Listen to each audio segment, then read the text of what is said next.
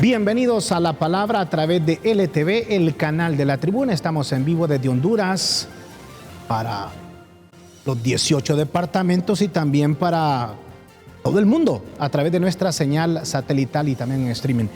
Bienvenidos en una emisión más de La Palabra. Hoy conversaremos y le daremos la palabra al vicecanciller de la República en Política Exterior y Cooperación Internacional, Gerardo Torres, quien también, dicho de paso, es periodista. Bienvenido y buenas noches, vicecanciller. Buenas noches, Raúl. Muchas gracias por la invitación. Es un placer estar aquí en La Tribuna TV. Gracias por invitarme a su espacio. Para aquellos que quizás no se acuerdan, usted también presentó noticias.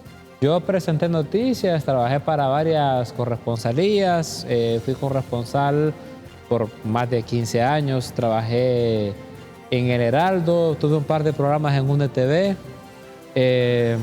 Una vez estuve en un programa que duró un año, un poco más, con Beatriz Valle y Ricardo Salgado. Me acuerdo. ¿Verdad? Sí. Y bueno, trabajé con muchas agencias de noticias. Me especialicé mucho más en la prensa escrita, pero también tuve algunos espacios en televisión. Dicen que el que no trabaja en prensa escrita o al menos tiene cierta experiencia no es periodista.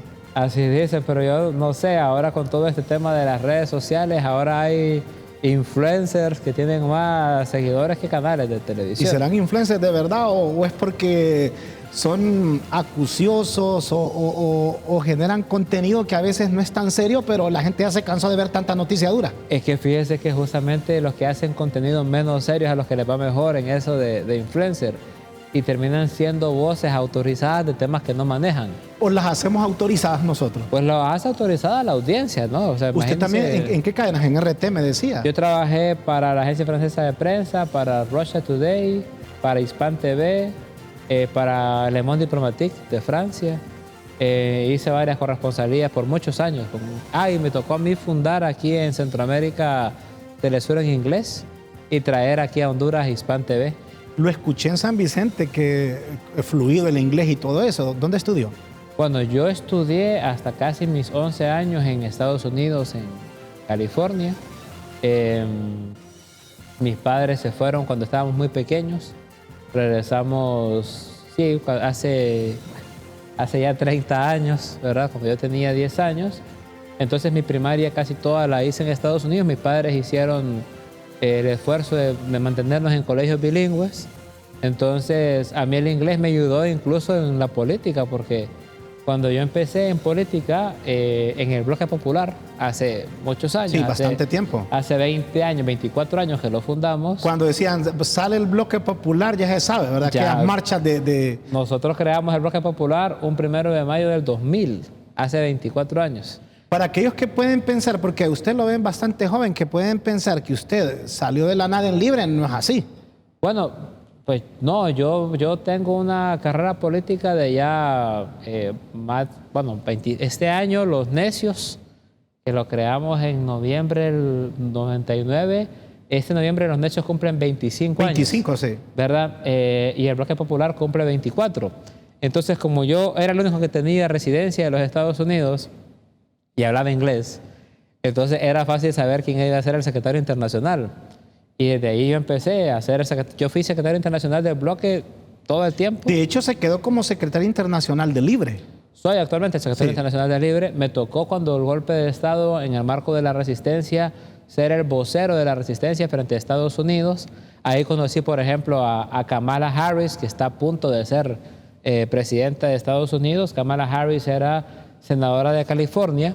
Y nosotros con Luther Castillo, el doctor Juan Almendares, María Luisa Borjas, Avencio Fernández, la misma Berta Cáceres, Carla Lara y otra gente, éramos frecuentes de ir a Estados Unidos en actividades culturales y políticas para dar a conocer lo que pasaba en la resistencia. Y a mí me tocaba trabajar justamente y con usted eso. está hablando que metido en esto, o sea, casi como desde los 14, 15 años. Exactamente, desde los 15 años y ahorita cumplí 40, o sea, hace 25 años.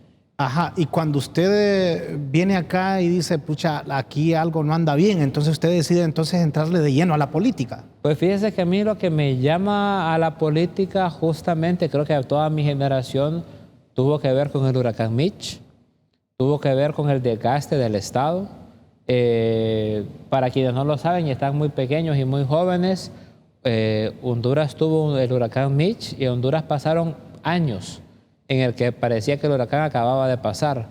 Y uno se preguntaba qué estaba pasando en este país, que el Estado, que el sector público se había debilitado tanto que no podía dar respuesta a la población.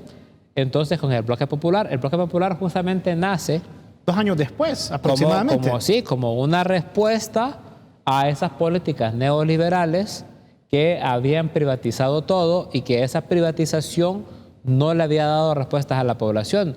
Nosotros para el 2000, del 2000 al 2003, aquí se quería privatizar literalmente hasta el agua.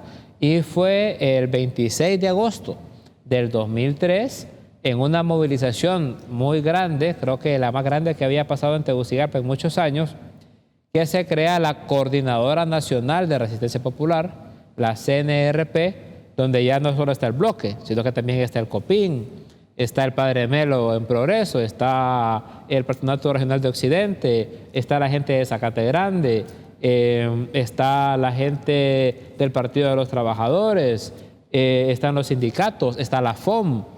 Y esa coordinadora va creciendo. A Ricardo Maduro, nosotros como coordinadora de resistencia, le hacemos 5 paros nacionales. Le topamos todo el país.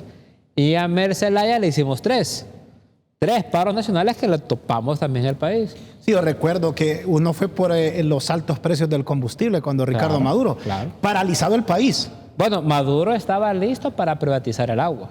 Y nosotros cuando hicimos esa movilización... ¿Cómo me dice? O sea, Maduro iba a privatizar el agua. El Congreso Nacional de la República el 26 de agosto del 2003 estaba listo para privatizar el agua en Honduras. ¿Y por qué no se dio? Porque nosotros hicimos me perdona la palabra, un macaneo total en Tegucigalpa. No, pero es que así hablamos los hondureños, pues si no, no vamos a entender. Y se acuerda que después de eso pusieron una verja en el Congreso Nacional y nosotros quitamos la verja y le fuimos a tirar al río Choluteca y nos metimos al Congreso Nacional. O sea, nosotros éramos un grupo pequeño, pero muy combativo.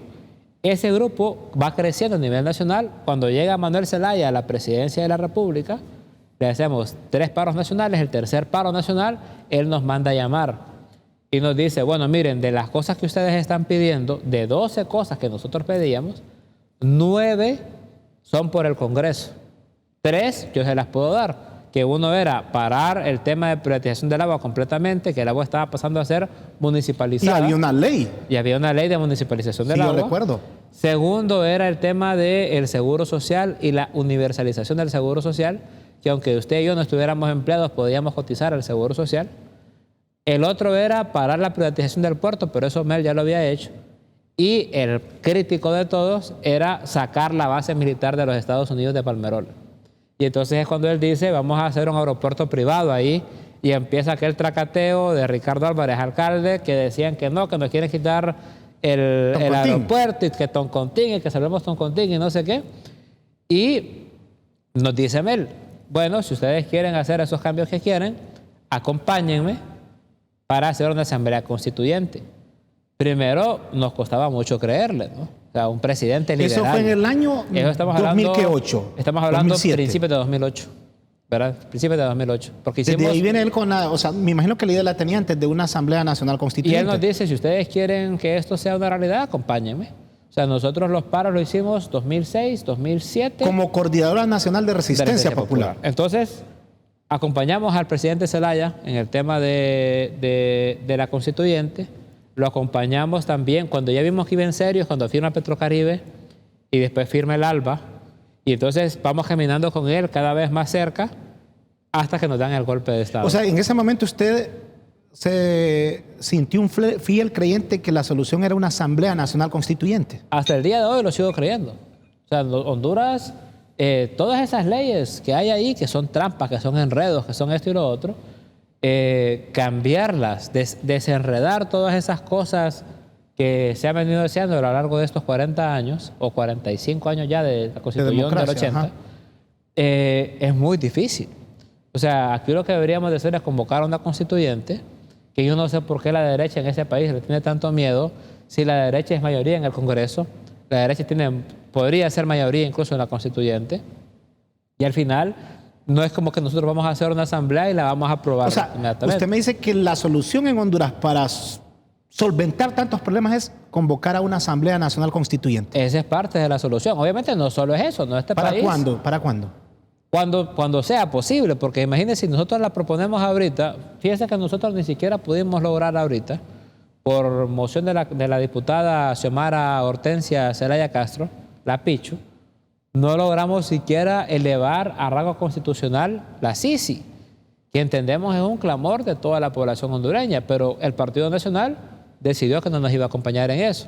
Entonces, para hacer una constituyente, necesitamos mayoría calificada, necesitamos que el Congreso esté dispuesto a eso. No hay condiciones, Libre hoy es minoría en el Congreso, ¿verdad? No hemos podido aprobar, por ejemplo, la Ley de Justicia Tributaria, no hemos podido aprobar otras cosas que son de esencial necesidad para la población hondureña. Entonces, ¿para cuándo? Pues para cuando hayan condiciones para poder hacerla. Pero yo lo que le digo a la población hondureña es que no hay que tener miedo de esas reformas y esas transformaciones. ¿Y por qué aquí cuando se habla de Asamblea Nacional Constituyente es como que se mire al diablo ahí en vivo? Bueno, porque hay sectores que están muy privilegiados que no quieren que se toquen esos privilegios. Por ejemplo, vamos a ver, si nosotros hacemos un plebiscito a nivel nacional y le preguntamos a la gente, ¿usted cree que los más ricos de este país deben pagar más impuestos que los más pobres? ¿Cuál cree que sea el resultado de ese plebiscito? Si este país somos más del 60% de la población en pobreza, vamos a ganar fácilmente ese plebiscito. Si nosotros le preguntamos a la gente, ¿ustedes creen que las riquezas en Honduras deben de ser mejor distribuidas, rompiendo esos contratos pícaros que algunos empresarios tienen con los que se han hecho multimillonarios a costa de la gente? La gente va a decir que sí. Si le decimos a la gente, ¿ustedes creen que la educación, la salud y la energía deben de ser derechos públicos y deben de ser garantizados? La gente va a decir que sí. Entonces, esos sectores privilegiados hicieron una constituyente. O sea, permítame, todavía hoy hay sectores muy privilegiados en el país. Óigame, en este país, cuando llegamos nosotros al gobierno en enero del 2022, el índice de pobreza de Honduras era de 75%. O sea, 3 de cada 4 hondureños eran pobres.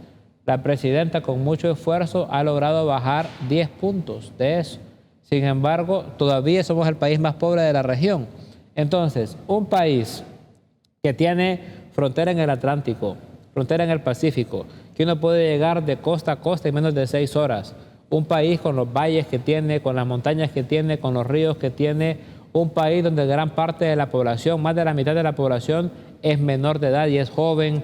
Un país donde la gente es saludable. Un país donde no neva, donde no hace un calor espantoso. Un país con condiciones perfectas. Tropical y perfecto. Aquí se cultiva lo que sea. Aquí hay valles que están subutilizados. Explíqueme entonces cómo es que 3 de cada 4 hondureños eran pobres cuando llegó Xiomara Castro al gobierno. La respuesta es sencilla. Las riquezas son concentradas en 10 familias, que es un grupito así de hondureños y hondureñas. Y le voy a poner un ejemplo para la gente que nos está viendo a través de LTV. Yo hoy soy vicecanciller porque el partido en el que yo participo ganó una elección. Si en noviembre del 25 otro partido político gana la elección y no somos nosotros vamos para afuera y viene otra gente, ¿no? Entonces viene otro partido que se llama como usted quiera que se llame y van ellos, 4 años. Después venimos nosotros y si ganamos, regresamos. Entonces aquí los cargos políticos solo duran 4 años y la gente tiene que retirarse. O sea, hay una rotación política. Y las ideas entonces quedan solo por 4 años. Pero a mí me encanta que en las redes sociales dicen, están mamando de la teta del Estado, dicen. Ahora les voy a decir quién realmente mama de la teta del Estado. Aquí hay empresas que tienen contratos que no duran 4 años, sino que duran 20, que duran 50. Aquí hay concesiones de empresas de generación de energía térmica por 50 años. Aquí habían licitaciones, entrega de fideicomisos de los ríos por 50 años. Aquí las sedes las estaban vendiendo por 40, 50 años. Entonces les voy a decir, esas 10 familias, ese sector oligárquico multimillonario, ese no rota, porque Morazán y Torres somos 2 familias que no somos parte de esas 10 familias. Entonces, ¿qué pasa? nadie va a decir, y no quiero decir ningún apellido aquí para no meterme en problemas. Eso le iba a decir porque decir Morazán y Torres, pero ¿qué otros apellidos? Ah, bueno, hay otros apellidos que no los vamos a decir, pero que usted los conoce y la gente que nos mira los conoce, que dicen, ¿sabe qué? Ustedes ya fueron multimillonarios y banqueros y dueños de empresas térmicas durante 10 años. Ahora le va a tocar a otras 10 familias. No hay rotación. Hay rotación en lo político, en lo económico. No, ahí en esos grupos no hay rotación. No hay rotación. O sea, es de por vida. Vaya, pregúntale ustedes a los dueños del banco tal, si le van a dar el control del banco. A otra Cuando usted dice el banco tal, fíjese que me viene una imagen a la mente. Yo no le quiero decir ningún nombre porque tampoco vengo aquí a meterme van a demandar. Problemas. Pero el ejemplo es eso. O sea, el poder económico en este país ve pasar presidentes o miraba pasar presidentes y los presidentes trabajaban por ese poder económico. A mí me parece... Como dice usted, que los presidentes trabajaban exactamente entonces para ese tipo de poder, o sea, para el poder económico. Totalmente. Y mire, vamos a ver. ¿Y los pobres entonces? Es que los pobres en este país solo los usaban para que fueran a votar. Les daban una teja, les daban una cancioncita, les daban una bolsita y les decían vayan a votar. Eso se llama democracia representativa. O sea, yo le entrego a usted todo el poder de mi representación y no le puedo pedir ninguna cosa a cambio hasta dentro de 4 años que voy a votar. Manuel Zelaya Rosales, con su propuesta del poder ciudadano, plantea algo que él llama la democracia participativa, en la que a la gente se le pregunta vía referéndum, vía consulta, vía asamblea, qué son las cosas que quieren. O vía cuarta urna, que aquí no... O vía cuarta urna. ¿Usted sabe lo que pasó? Que por eso ¿O es pecado hoy hablar de una cuarta urna? Pues yo creo que todavía para alguna gente es pecado. Aquí hay gente que todavía sueña con dar golpes de Estado. Hoy justamente miraba en un foro de televisión hoy en la mañana que estaba Bonilla, Raúl Bonilla, lo tenían ahí puesto como especialista policial. Ese tipo era el coordinador del cuarto de guerra del golpismo. Ese decidía cuando golpeaban jóvenes, cuando golpeaban mujeres. Ese es un policía depurado, altamente golpista, que autorizó el secuestro, tortura, golpizas, encarcelamientos injustificados a población hondureña. Y hoy lo tenía un periodista, que tampoco voy a decir el nombre, pero es muy famoso, a las 7 de la mañana, lo tenía de asesor en temas de seguridad. Y entonces yo digo, obviamente los golpistas en este país están intactos, ¿no? Porque como aquí no ha habido justicia, los golpistas, si pudieran darle golpe de Estado a la presidenta Xiomara Castro, lo harían. ¿Y por qué lo harían? Porque al final detrás de ello hay estos sectores altamente elitistas, con altas concentraciones de riqueza, que no quieren que el pueblo participe. Los diputados representan a sectores económicos tan pequeños, pero son electos por el pueblo pobre. Ahí hay una contradicción profunda, ¿no? Los diputados que son electos por la gente más pobre de este país defienden a los 3 o 4 ricos que creen que son sus amigos. Y esa es la distorsión de la democracia hondureña. O sea que los diputados hoy, según lo que usted dice, no representan exactamente al que los eligió. A mí me encantaría que me explique a mí un diputado, más allá de estar gritando en un foro, porque a eso van cuando van a los foros, y se enojan cuando yo también me pongo a gritar, porque para ellos solo ellos pueden gritar. Cuando uno les pregunte, que le explique a uno de manera inteligente cómo un diputado de un departamento pobre de Honduras está en contra de la ley de justicia tributaria, que lo que va a hacer es que la gente que más dinero gane pague más impuestos para que el Estado pueda pagar más escuelas, más maestros, más educación, más salud, más carreteras, más bono cafetero, más bono agrícola, y que me diga a mí el diputado que no. Y digo, ajá, ¿por qué está en contra de la ley de justicia tributaria? Explíqueme a mí cómo, si usted está velando por los intereses de los más pobres, cada vez que levanta la mano en el Congreso es en favor de los más ricos. Obviamente porque aunque el que lo vota es pobre, el que lo sostiene, el que le financia, el que le pagó la campaña, el que le pagó el carro, el que le pagó las cosas, es un empresario que no quiere perder sus privilegios. Por eso es un pecado hablar de la constituyente, porque hay otros países que hacen cambios constitucionales sin ningún problema, pero en este país, cuando hicieron la constitución del 80 y del 81, que empieza el nuevo gobierno, hay sectores que eran nadie y hoy son los señores dueños de este país. Analicemos la historia de Honduras. hasta la década de mitad de los 80, ¿quiénes son los ricos de Honduras? La familia, como la familia del expresidente Zelaya, la familia del expresidente Lobo, la gente que se dedicaba a la agricultura y la ganadería, los grandes productores agrícolas, esos eran... Les decían terratenientes en aquel tiempo. Los terratenientes eran los hombres millonarios de este país. ¿Cómo pasaron los banqueros a ser los millonarios? ¿Cómo pasaron este grupo de empresarios tan pequeños a hacerse millonarios? Es simple, la Constitución del 80 permite que el Estado se parte en pedazos y se venda y se privatice. Entonces, si a Raúl Morazán le dan el monopolio del azúcar en Honduras, porque le dan la empresa nacional de producción de azúcar a usted, y a mí me dan el monopolio del cemento, papos seríamos y no somos millonarios, si no competimos contra nadie. Y hay monopolio. Y le compramos la empresa al Estado y nos hicimos millonarios con la empresa del Estado.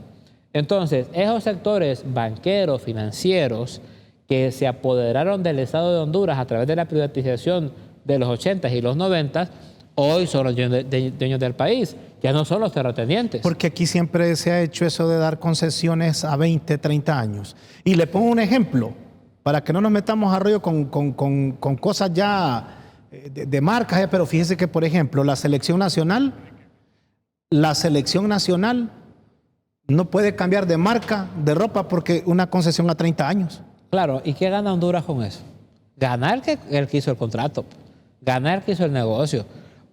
Te voy a poner un ejemplo con el tema de la energía. Aquí, cuando nosotros llegamos al gobierno, habían contratos de energía por 20, 30 años en la que el Estado de Honduras no le pagaba a la empresa por la energía que producía, sino que le pagaba a la empresa por la capacidad de producir energía. O sea, si una empresa tenía la capacidad, sus generadores, de generar 100 kilovatios, le pagaba el Estado de Honduras 100 kilovatios, aunque solo le estuviera entregando 10. Es como que a usted le pague al delantero de la selección por los goles que pueda meter y no por los goles que está metiendo. Y que Honduras quede campeón del mundial porque pudo haber metido 50 goles. Eso es absurdo. Si usted no viene a trabajar, no le pagan. Si usted no trabaja, no le pagan. Aquí las empresas de energía no trabajaban, no producían energía, pero el contrato decía que por 30 años les iban a pagar por la capacidad de generación. Eso es un robo. Entonces, hay dos maneras de hacer esto. Uno es como francotirador, ¿no? Como que uno se pone en el techo de un edificio y dice, ¡pum!, vamos a cambiar esta ley. ¡Pum!, vamos a cambiar la otra. Pero en ese rollo se van 4 años y no cambió ni el 5% de la ley que tiene que cambiar. Pero usted cree que, usted me decía que solo se puede cambiar con la Asamblea Nacional Constituyente. ¿Por qué no hay condiciones? Contésteme después de estos importantes mensajes aquí en La Palabra. Estamos en vivo, ya regresamos.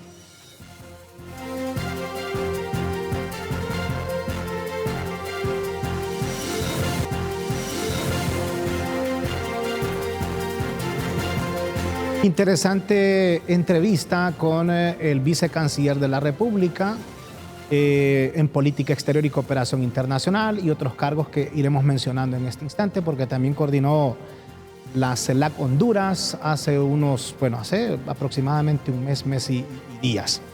Gerardo Torres. Le preguntaba, ¿en manos de quién estaría eso de instalar una Asamblea Nacional Constituyente en el país? Porque muchos dicen, la presidenta de la República, asesorada por el expresidente Mel Zelaya, es lo que quiere.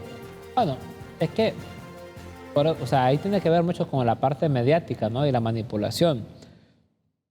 Ni hoy podría la presidenta hacer una constituyente ella sola, como tampoco podría haberlo hecho el presidente Zelaya hace 15 años en el 2009.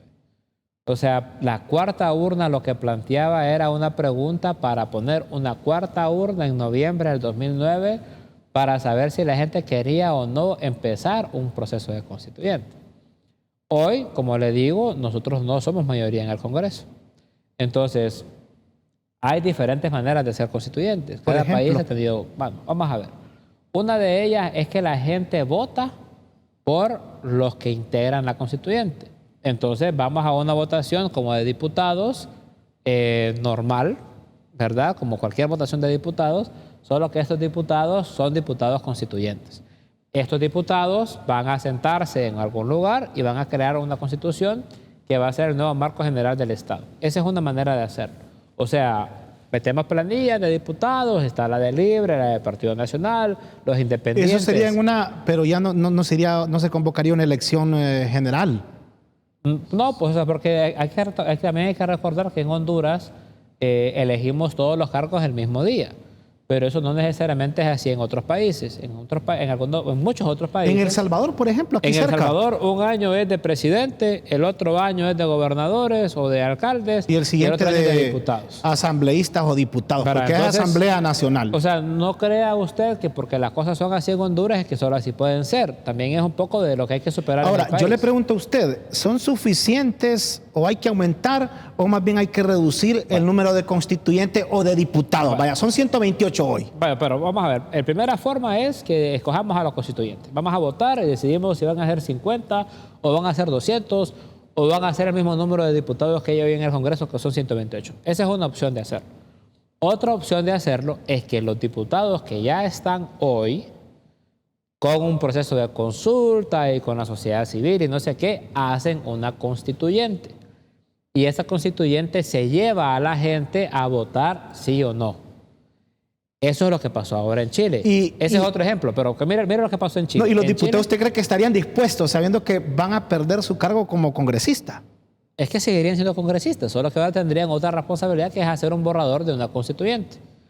Entonces, ¿qué pasó en Chile? Los diputados hacen una primera constituyente. Hacen una constituyente, la meten a plebiscito y la gente dice que no le gusta. Y ahí son preguntas cerradas, ¿sí o no? ¿Sí o no? Y la gente dice, no quiero eso. Entonces, Regresa. hacen un segundo borrador de constituyente en Chile. Y la gente dice que no. Pero lo interesante es que la primera constituyente de Chile era bien hacia la izquierda. Entonces la derecha sale a pedir el voto de que la gente Por vote el no. no. La segunda constituyente es bien la primera era bien a la izquierda, la segunda bien a la derecha. Entonces ahora es la izquierda la que dice, no, hay que parar eso. Que la gente quiere irse al centro. Entonces, ¿sabe qué pasó? O sea, no crea que la constitución de Chile es muy al centro. Terminó quedando la constituyente todavía hoy de Pinochet. O sea, el hecho de querer cambiar la constituyente de Pinochet. Más bien que retrocedieron bastante. Están en lo mismo. Entonces, por eso le digo que cada país define eso. Al final el mecanismo es secundario. Lo importante es entender que Honduras de 1980, la Honduras que venía saliendo de una dictadura militar, la Honduras que le vendieron el cuento del neoliberalismo, lo que resultó de ese cuento fue convertirnos en el país más pobre del continente. El único país que nos gana a nosotros en pobreza es Haití. Pero es que Haití tiene una historia de destrucción interna profunda. Honduras no tendría por qué ser así de pobre. Deberíamos ser ricos tomando en cuenta lo que usted anunció al principio de esta entrevista. Solo la posición, somos el corazón de América con 2 océanos, o sea, salidas al Pacífico, al Atlántico. Fíjese que yo en lo particular estoy preocupado por lo que dijo la presidenta en cadena nacional, de que las sombras del golpe de Estado ahí están y que a ella le quieren dar golpe de Estado, o sea, a su gobierno. ¿Es cierto eso? Mire, como le digo, hace una semana a ese mismo programa de televisión, en la mañana, llamó un coronel retirado, prácticamente llamando a un golpe de Estado. Hoy, como le digo, tenían como invitado de asesor en temas de seguridad al jefe de operaciones de tortura y persecución de la gente en el marco del golpe de Estado. En este país hay gente que ahí está ya anunciando que quieren derrocar a la presidenta. La derecha en Honduras se divide, a mi parecer, en 3 tipos de derecha. Está la derecha que es de derecha porque es capitalista, cree en la empresa, no le gusta el socialismo, no le gusta, le da miedo Venezuela. Una derecha, podríamos decir, normal en el sentido de la palabra, como dicen, derecha. Es una derecha normal. Tranquila, que ahí está, que quieren seguir manteniendo el estatus, pero tranquilo. Es gente con la que usted puede tomarse un café, con la que usted puede platicar, y uno puede decir, fíjate que es que yo soy socialista, y el otro le dice, no, yo soy capitalista. ¿Usted tiene amigos de esa derecha? Yo tengo amigos de esa derecha. Yo crecí en Honduras, que es un país de derecha, y entonces hay gente decente en la derecha. Ajá, la derecha... Normal. Normal. La Después segunda... está la otra derecha, que es una derecha pícara, ¿va? Que esos no tienen ideología. Esos lo que no quieren es pagar impuestos. Esos son de derecha porque no quieren pagar impuestos, quieren contratos con el Estado. Esos son corruptos, ¿verdad? Esos son de derecha porque la presidenta Xiomara Castro no es corrupta y no les aguanta sus contratos, y no les aguanta sus fideicomisos, y no les aguanta sus trampas, y no les aguanta que no pagan impuestos. Y hay bastantes de derecha pícara aquí. Hay bastantes de derecha pícara, y esos son los que ahora levantan la bandera y andan ahí con Laura Dogu diciendo, yo soy de derecha. No, esos los que son sinvergüenzas que están en contra de este gobierno, no porque sea de izquierda, sino porque no es un gobierno que les quiere mantener sus privilegios que sí tuvieron con Juan Orlando. Esa derecha pícara no tuvo ningún escrúpulo de hacer negocios con Juan Orlando sabiendo que era un alto capo de la droga. Esa derecha pícara es la que hoy se está pompondeando el pecho por el narcotráfico, y todos agarraron billetes para lavarle dinero al narco, todos agarraron billetes para meterlo en sus bancos, todos agarraron billetes y todos eran amigos de esos narcotraficantes. Esa es la segunda derecha. Según lo que usted me dice, va tirándole un poco a los bancos, esa derecha pícara. Un poco no, bastante. A los bancos y a algunos empresarios aquí. Miren, no hay pueblo en Honduras que uno no sepa quién es el que se hizo amigo del narco porque de repente puso una empresa el lunes y ya el viernes era millonario. Mucha gente que se prestó a lavar activos, que hoy son grandes empresarios porque le lavaron el dinero a los narcos. Esa es la segunda derecha. Y la tercera derecha es la más radical, recalcitrante, que es la derecha golpista.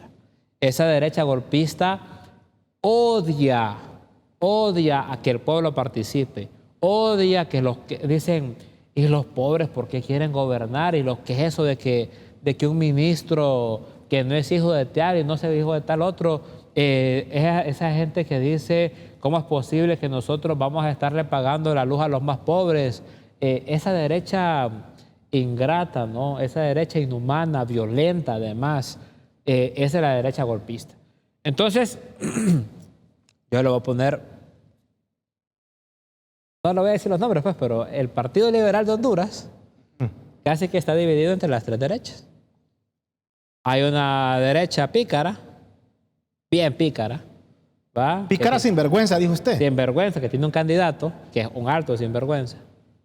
Está la derecha recalcitrante y golpista, que tiene a uno que ni siquiera se da cuenta con la cantidad de arpías que está, y tienen un candidato que es de la derecha normal.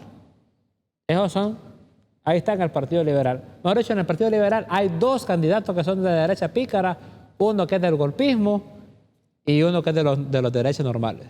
Yo les voy a dejar la tarea ahí para que piensen cuál es cada No, usted quien. me lo dice así, por lo que me está diciendo se me vienen nombres, pero no puedo pecar yo de... Yo ¿me le digo entiende? para que quede la tarea ahí. en el partido, Ahí en el Partido Nacional. En el Partido Nacional hay una candidata de las derechas más pícaras que hay en este país. Es que aquí solo hay una candidata. No. En el Partido Nacional. Bueno, entonces no vamos a ir el nombre. Ah. Y el otro candidato es una mezcla ahí medio rara. Pero en el Partido Liberal uno puede ver a una persona que O sea realmente... que el ejemplo más aquí de lo que usted me está diciendo, de la derecha pícara, sinvergüenza, derecha golpista, está en el Partido Liberal. Sí. Óigame, el Partido Liberal,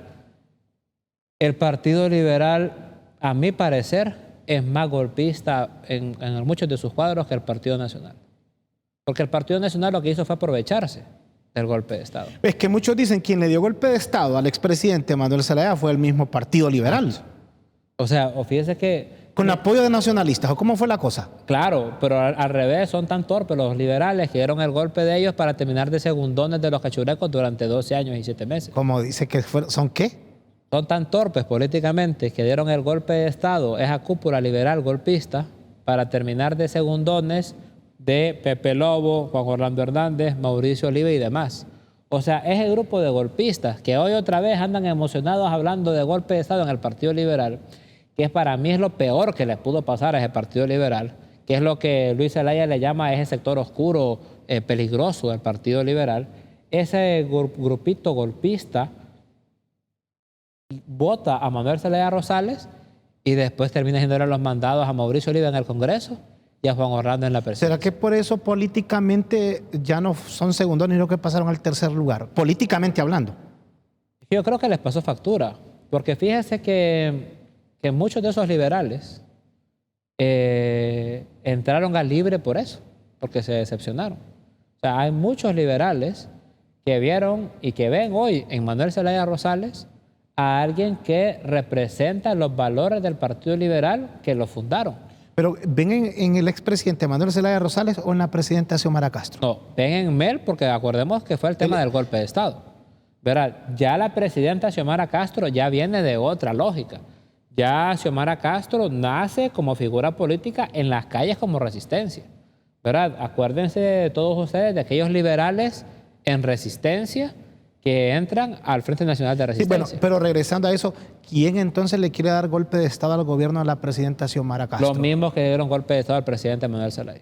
El mismo grupo. Intacto. Es que mire, si en este país hubiera justicia, la mitad de esa gente estaría presa. Mire, esa gente mató gente, esa gente torturó gente, encarceló gente, mandó gente al exilio. Esa gente se robó el dinero del Estado. Esa gente desfalcó a Honduras por millones y millones. Y ahí están intactos, impolutos. Entonces, cuando usted no aplica la justicia... Pero mire, lo que usted me dice es bien delicado, debería estar presa, pero la presidenta tiene afinidad con el fiscal general. De hecho, ayer le dijo que le ordenaba y que fuera drástico. Que le pedía, le pedía. Sí, a Arexi le ordenó. Sí, le pedía, porque no le puede ordenar, porque él es electo por el Congreso. Sí. Pero tiene afinidad también con la Corte, y porque entonces no buscar a esta gente y hacerla que pague, bueno, si es que deben algo. Bueno, ¿cuántas? Hubieron 2 cortes casi, o 1 corte y medio en los 12 años y 7 meses que estuvo el Partido Nacional gobernando este país. Preguntémosle a Argueta, preguntémosle a Chinchilla, preguntémosle a Luis Rubí, preguntémosle al otro señor, que ya no me acuerdo cómo se llamaba, el presidente de la Corte antes de Argueta. ¿Por qué no hicieron nada al respecto? Porque estaban confabulados con esa gente. Entonces, aquí hay gente que va a foro de televisión, que son golpistas, que conspiraron para dar un golpe de Estado y que hoy están invitados a las formas de televisión para... Y eso se puede documentar, o sea, tener pruebas y decirlo. Óigame, sí, aquí tenemos las pruebas de que esta gente es golpista. Claro que hay pruebas. Óigame, hay gente que falsificó firmas. O sea, Manuel Zelaya Rosales no estaba enfermo. Manuel Zelaya Rosales no renunció al Congreso. Ya hay una carta del Congreso que está firmada por él, en la que él dice, por motivos de salud, renuncio. Cuando lo habían agarrado con fusil en la cabeza y lo habían llevado a Costa Rica. Aquí hay contratos que se hicieron con diputados, con presidentes de facto, con ministros de seguridad de facto, que todo eso se puede investigar. Fácilmente se puede investigar. Pero como no se investigó y como no se ha investigado, esa gente es impune. Fíjense que ayer, solo para venirnos al hoy, para hablar del hoy. Sí. Usted me preguntaba a mí sobre aquellos liberales que habían acompañado a Manuel Zelaya. En 12 años y 7 meses, el Partido Libertad y Refundación crea una identidad que reivindica muchas veces más los valores del liberalismo heroico o clásico de este país que gente que está en el Partido Liberal. Gente que está en el Partido Liberal hoy está haciendo todo lo posible para tener una cuota de poder y no le importa venderle el alma al diablo, y por eso ese partido ha tenido la crisis que ha tenido. Entonces, Libertad y Refundación es una fuerza política que nace justamente para enfrentarse a esos sectores corruptos, narcotraficantes y golpistas. Pero por el video de Carlos Zelaya. No me hable de ese video. Si quiere, dígamelo después de estos importantes mensajes, porque el tiempo va. Bueno, como usted también es periodista, mande la pausa usted, ahí tiene la cámara. Venimos para el cierre de la palabra. Vamos a la pausa. Estamos aquí en La Palabra. Hoy es su servidor como invitado en el programa del señor Raúl Morazán. No se vayan, ya regresamos.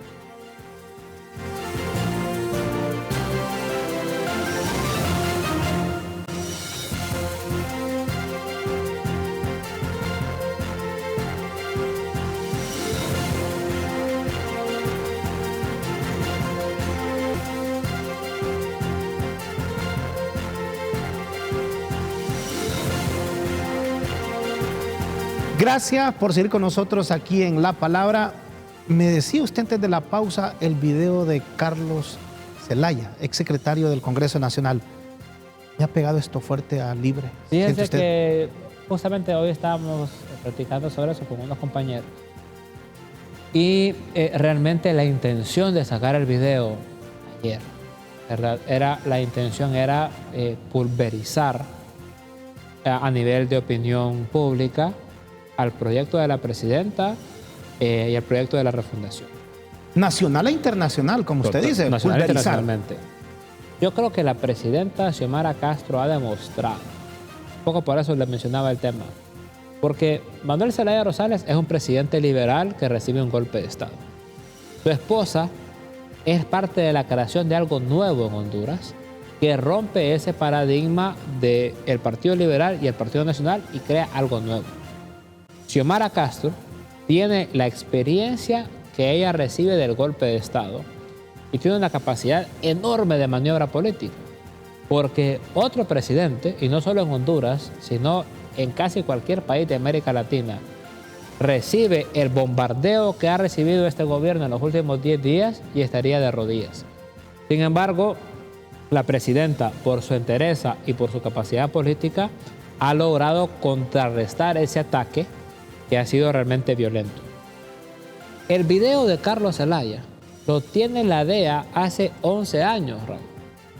Ese video ya fue utilizado en el caso de Don H, en el caso de Tony Hernández, en el caso de Juan Orlando Hernández, en el caso del Negro Lobo y ahora está en el caso, seguramente está de Evidencio Kelly. El mismo video ha sido parte de un paquete de pruebas que nunca generó un caso en Estados Unidos, que nunca generó una acusación. Pasaron 11 años. Entonces, si en esos 11 años hubiera habido un indicio de que Carlos en efecto agarró el dinero que se ofrece en ese video, o que tiene cuentas, o que hizo esto, o que hizo lo otro, Carlos Zelaya hubiera estado dentro de los casos de Nueva York o estaría hoy entre los casos de Nueva York. Y como las extradiciones llegan directamente a la Cancillería, usted vicecanciller, usted da fe de que ahí no hay ninguna orden de extradición en contra de él. Es que ayer la presidenta lo que dijo en la cadena es: estos son los casos que existen en los Estados Unidos, los que tienen sentencia y los que están abiertos. O sea, ayer el mensaje que hay que tener claro es que la presidenta ayer nos dio a conocer a toda la población hondureña todos los casos que existen pendientes y los que ya tienen sentencia. No hay ni Carlos Zelaya ni ningún miembro de Libertad y Refundación con un caso por narcotráfico en Nueva York. Entonces, yo aquí no voy a decir nombres, pero gente en el gobierno de los Estados Unidos sabe que ese video no es vinculante, que ese video no es razón de extradición y que ese video durante 11 años lo ha tenido la DEA y no han generado un caso. Pero saben que mediáticamente puede generar un impacto. Entonces lo que están buscando es generar un impacto mediático. La misma gente de Estados Unidos. La misma gente. Usted consigue un video de la DEA. Usted como reportero. ¿Cuántos años lleva usted de reportero? 23. Ok. Es difícil. A menos que se lo pase. Porque a menos que, o que haya un interés. O que usted sea hacker o que seamos espías tipo Misión Imposible. Pero es que creo que hackear ahí es complicado, es difícil. Eso se lo pasa. Eso es que alguien se lo pasó. ¿Cuál es el interés entonces de revelarlo? El interés que hay ahí, que es lo que dice la presidenta, justamente es generar una acción de desestabilización del gobierno. ¿Quién quiere desestabilizar a la presidenta entonces? Bueno, la presidenta ha dicho que las declaraciones de la embajadora Dogu buscan desestabilizar. Que algunas acciones de gente en el gobierno de los Estados Unidos buscan desestabilizar. Y que a la presidenta le parece extraño que siendo Honduras tan buen socio de los Estados Unidos y que cuando están así, a ella le dicen que le dan las gracias y esto, estén buscando desestabilizarla como si nosotros en efecto estaríamos en ese tipo ¿Pero de por qué actividades. quieren desestabilizarla? ¿Por que se ha puesto los ojos en China o por qué? Pues, hay varias opciones, ¿no? ¿O porque ella tiene la presidencia de la CELAC? ¿O por qué? Hay varias opciones. Yo no me ¿O no fue a la Cumbre de las Américas? no me podría decidir por una, pero lo que sí creo que es importante dejar muy claro es que Estados Unidos sabe que hay un caso abierto contra Mauricio Líbaro, que Estados Unidos sabe que hay un caso abierto contra Óscar Chinchilla. ¿En Estados Unidos? En Estados Unidos. Esos son los casos que ayer la presidenta leyó en la cadena. Pero no los han pedido en extradición. Que Estados Unidos sabe que hay un caso abierto contra Ana García de Hernández. Que Estados Unidos sabe que hay un caso abierto contra Ricardo Álvarez. Entonces, ¿cuál es el mensaje que le da la presidenta a los Estados Unidos? Es, bueno, uno, están sacando un video que saben que no es vinculante y que lo están haciendo solo por desestabilizar. Y al mismo tiempo están ocultando casos que sí tienen pruebas y los han querido ocultar porque yo les decía hoy en tono de broma a unos amigos, si Estados Unidos hubiera ejecutado la mitad de las órdenes de extradición de esos casos que tienen abiertos, en este país ya no habría oposición. Libre estaría solo. Y Estados Unidos parece que está calculando que no quiere que nosotros nos quedemos solos en el tablero. O sea, ya se hubiesen llevado todas esas figuras políticas de la oposición. ¿Se imagina lo que hubiera sido para el Partido Nacional que se hubieran llevado a la mitad de esas figuras políticas en estos 2 años y medio? ¿Por qué no los ha pedido Estados Unidos en extradición?